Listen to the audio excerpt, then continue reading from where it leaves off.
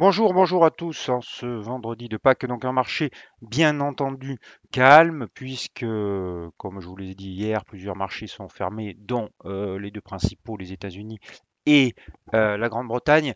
Ceci étant, il s'est passé des choses hier et aujourd'hui, ce matin, puisque le marché asiatique tourne quand même. Donc le yen a un plus bas de 20 ans qui s'enfonce encore et l'euro qui a touché cette fameuse zone de support dont je vous parle depuis des semaines et qu'il a enfin touché. On va voir ça en graphique. Avant ça, l'avertissement sur les risques.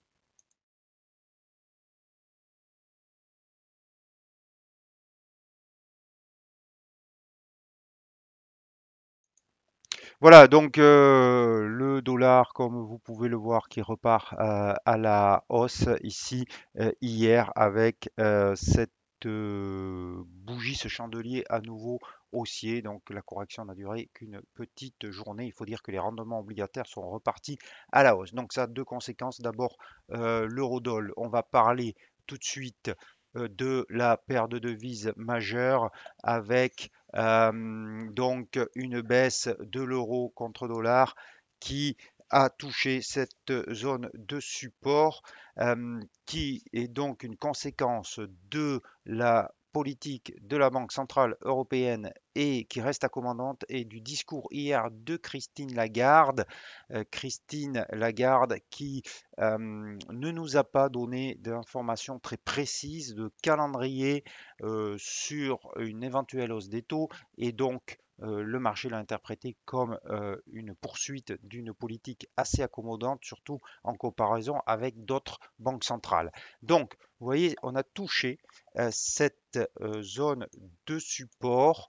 euh, Zone de support importante qui correspond, si on prend un petit peu de hauteur et si on regarde, alors j'ai enlevé ces deux flèches qui ne servent plus à grand chose, et si on regarde le graphe hebdomadaire, donc 1,0766, c'était mon objectif depuis très longtemps, mais on pourrait aller sur le plus bas de la zone à 1,0635, 1,0640. Ce n'est pas exclu, bien entendu.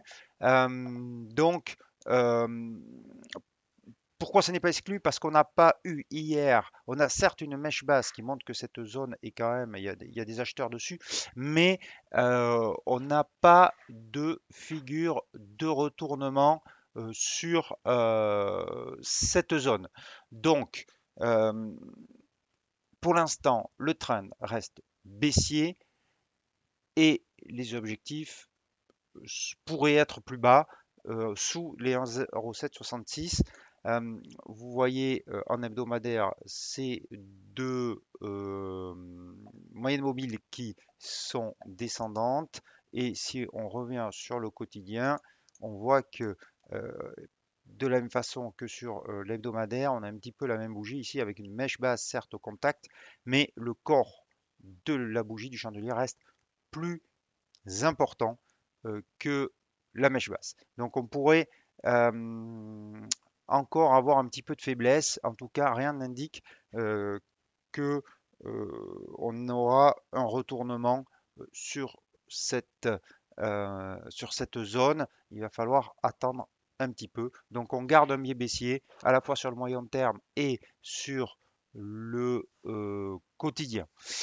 Euh, donc on va regarder le dollar yen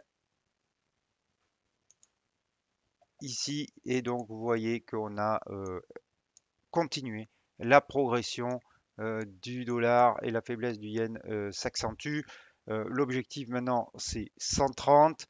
Alors la Bosch commence à multiplier les déclarations sur le fait que les mouvements sur les champs sont inappropriés.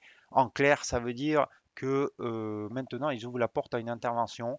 Donc, on ne sait évidemment pas où elle va se produire. Le train reste haussier, la tendance haussière. Beaucoup pensent que ça sera à l'approche des 130. On verra. La seule chose que ça veut dire pour vous, c'est qu'il faut absolument que vous ayez un stop parce que un stop loss en place fixe et pas programmé et pas que vous suiviez le marché parce que lorsque une banque centrale intervient, ça va extrêmement vite et c'est extrêmement violent dans les premières minutes. Donc, protégez votre capital, mettez un stop loss, programmez-le sur le dollar yen puisque la BOJ pourrait intervenir, mais le tendance, le trend reste haussier.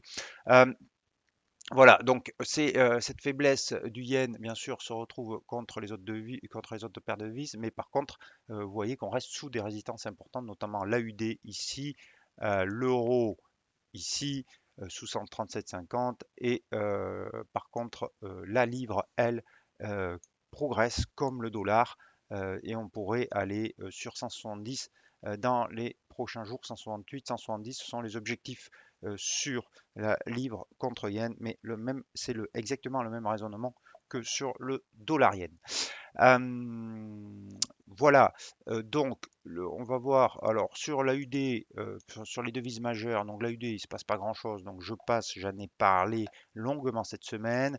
Sur le kiwi, on n'a pas eu ce rebond, donc je l'enlève, je reste baissier, puisque j'étais baissier sur le kiwi, euh, avec un objectif ici sur 0,6728. On va regarder l'euro suisse parce que pour vous dire qu'on reste toujours sous cette résistance sur un 0,2, un 0,210 et enfin quelque chose d'intéressant sur le dollar suisse où il ne se passait pas grand chose depuis très longtemps. On a cassé une résistance intermédiaire à 0,9374. On a une bougie assez conséquente à la hausse et donc on pourrait aller plus haut et revenir sur les plus hauts du mois de mars à 0,9460.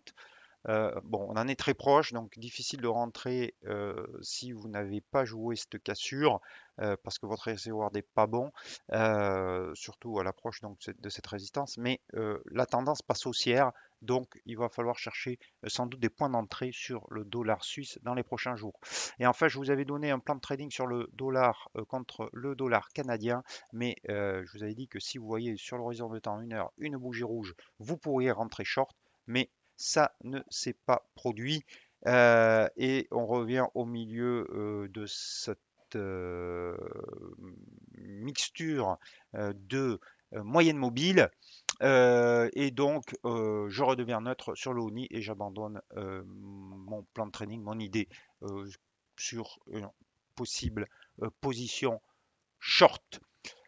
Voilà ce que je pouvais vous dire aujourd'hui, en ce vendredi de Pâques. Donc, marché très calme aujourd'hui, peu d'opportunités de trade, à part peut-être rester long dollar yen, sterling yen, si vous voulez vraiment intervenir, mais ça m'étonnerait que ça bouge beaucoup cet après-midi. Euh, Surtout qu'une des deux, à chaque fois, devise est fermée, le dollar et la livre. Pour le reste, on se retrouve mardi. Lundi, c'est le lundi de Pâques. Attention, les marchés américains sont ouverts, donc il peut y avoir du mouvement, mais beaucoup de marchés seront fermés. Donc je pense que la volatilité et les échanges seront assez limités. Je vous souhaite un très très bon week-end de Pâques. Je vous dis, reposez-vous bien et je vous dis à mardi.